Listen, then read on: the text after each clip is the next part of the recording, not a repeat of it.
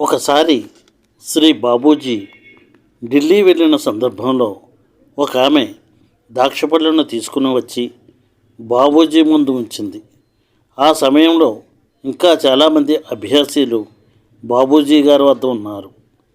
ఆమె బాబూజీతో, ఇవి మీకోసమే తెచ్చాను, తీసుకోండి అంది.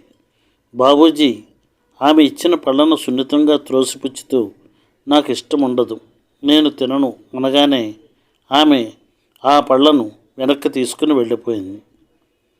మరికొద్దిసేపటికి మరొక ఆమె ద్రాక్ష పళ్ళను తీసుకువచ్చి బాబూజీ ముందు ఉంచుతూ, బాబూజీ మీ అందరి కోసమే ఈ పళ్ళు తెచ్చాను, తీసుకోండి అంది.